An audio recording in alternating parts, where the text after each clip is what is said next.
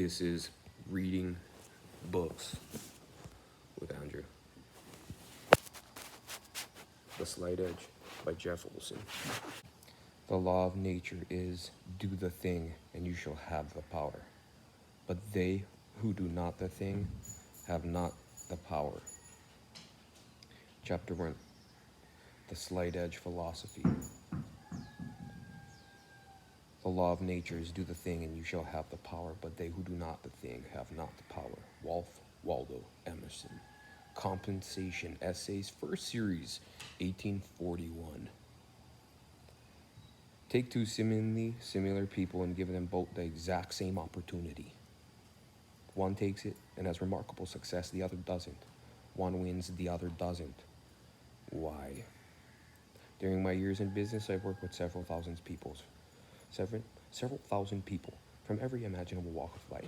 They have all had the exact same opportunity. A number of these people have become millionaires, to the point that somewhere along the way, I picked up the nickname, the Millionaire Maker. Many more people I've worked with have earned a good, solid living, but the great majority of them, faced with the exact same opportunities, have gone nowhere. Why? It's not a matter of luck, nor is it timing, nor fate. It's not a matter of intelligence, skill, or talent either. During these same years, I've risen to the very top with many different companies, with many product lines in different countries, different languages, which I don't speak. In case you're worried that I'm bragging, let me put your mind at ease. There was absolutely nothing brilliant about what I did. Actually, it was quite the opposite. In every case, I did the exact same thing every time, using ridiculously simple strategies made up of ridiculously simple lists of ridiculously simple actions. And in case you're now thinking that I'm exaggerating, that those are statements of false modesty, let me put your mind at ease about that too. The strategy I used, none of them invented or devised by me, incidentally, are so simple that if you and I sat down together in a room for 20 minutes, I could show you exactly what I did to create 4 different separate independent multi-million-dollar organizations and teach you how to do the exact same thing in 20 minutes. I could teach you how to do that shizness. Chances are, it wouldn't work for you. Why not? Because how to do it is not the issue. Because if we don't change the way you think, then you'll have rearranged what I said by the time you leave the room. You'll have reinvented it by the time you go to bed that night. And in the morning, you won't even recognize it as the same information. People everywhere are clamoring for the formula, the secret, the path to improve their lives. Tell me how you did this so I can do it too. Give me the definite plan. Tell me how to be healthy. Tell me how to be rich. Tell me how to be happy. Tell me. And there's more good, solid, how-to information available today about all those things than there's ever been in the history. But that's not how this book works. If you're one of those millions looking for cookie-cutter answers to the great questions in life, you can call off the search. You can call off the search right now. How to do it is not the issue. If how to do it were the answer, it'd be done. It's how you do the hows that's most important. If access to the right information were the answer, we'd all be rich, healthy, happy, and fulfilled. And most of us are none of those things. Why not? Because the answer is only the answer. It isn't actually doing the thing. It isn't applying the answer, living the answer. It's only information. It's not that how-to books are not valuable. There are some wonderful ones I'll even recommend to you at the end of this book. It's just that another how-to book is not what you need. It's not what any of us need. We already have enough of those, maybe more than enough, because what you need to transform your life is not more information. Besides, we're also different. My how-to may not be yours.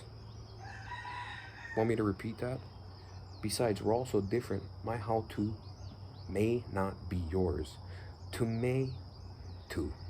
It may work for me, but it may not work. It may not be the how-to that works for you.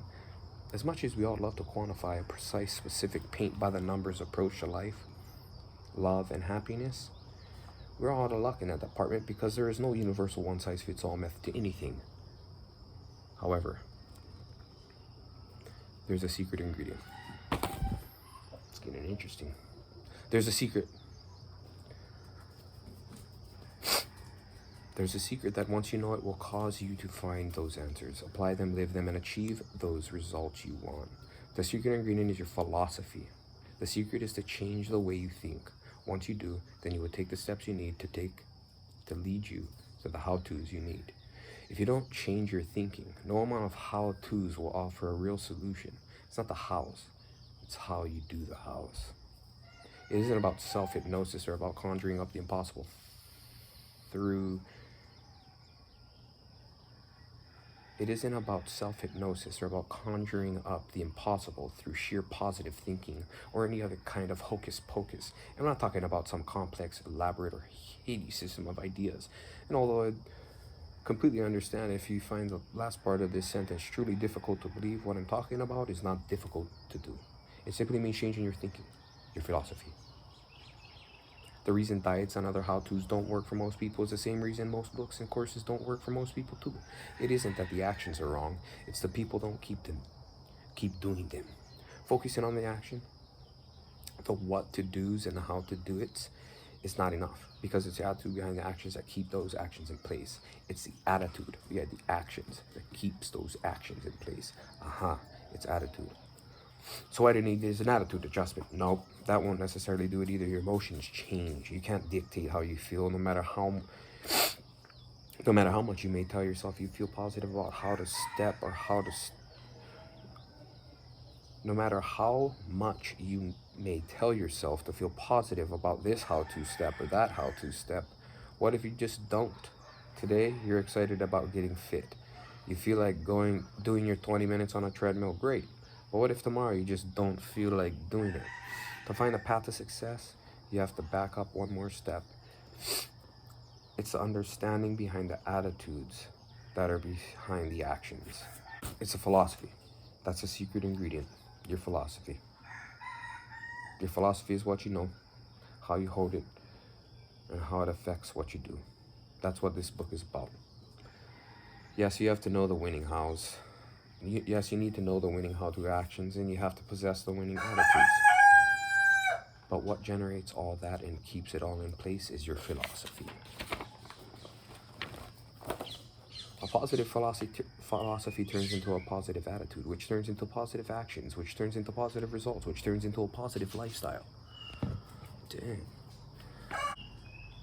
A negative philosophy turns into negative attitudes, which turns into negative actions, which turn into negative results, which turns into a negative lifestyle.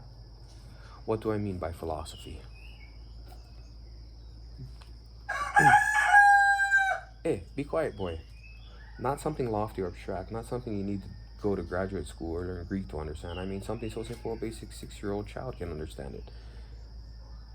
Here's an example. Do the thing and you shall have the power. Ralph Waldo Emerson. Profoundly simple and just as powerful, the sort of wisdom you can actually apply in everyday life. Nike simplified it for the MTV generation. Just do it. But I like the Emerson version better, and we'll be using it a great deal later on. And we'll talk about applying this slight edge to your life. There are two prevalent types of attitudes, entitled and value-driven. A value-driven attitude says, what can I do to help you? An entitled attitude says, what have you done for me lately? An entitled attitude says, pay me more and then maybe I'll work harder. A value-driven attitude says, I'll work harder than I expect you to pay me more. I'll work harder and then I expect you'll pay me more. Which of these attitudes is driven by Emerson's philosophy? Do the thing and you'll have the power.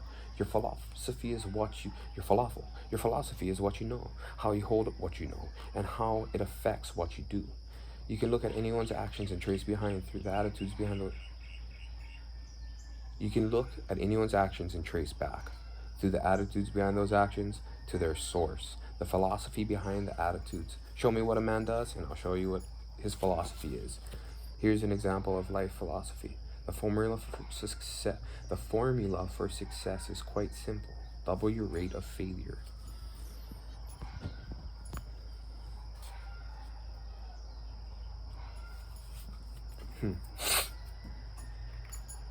The formula for success is quite simple. Double your rate of failure. Thomas J. Watson, Sr., founder of IBM. We are not taught that the key to success is a double your rate failure. On the contrary, we're taught to avoid failure like the plague. This is something I'd like to just do a little side note real quick. You can really equate this and like bring this back to jiu-jitsu, because if you don't train, you're never gonna fail. And if you don't fail, you're never gonna be any good at jiu-jitsu. Like literally, you go to jiu-jitsu and you just get smoked. You just fail one after another and you just freaking just get smashed. But that's what grows you and strengthens you and allows you to become what? This blobs afterwards. So this is exciting. I've definitely lived by this rule. I don't know, my wife probably more so than me, but I don't know, it's just the small stuff. It's not buying the thing you want, you know? Do you really need it? No. But you want it? Yeah. I want that sick truck. I've been driving the same stupid car for freaking 10 years. But no, it's just about those simple, good decisions that you make that end up turning out really well. Yeah, I've made some really stupid decisions in my life, and I'm super mahalo cool. I never lost everything I have. But it's a trip to look back on it. Just those small things is what really does matter. Sorry for that tangent. Let's continue on.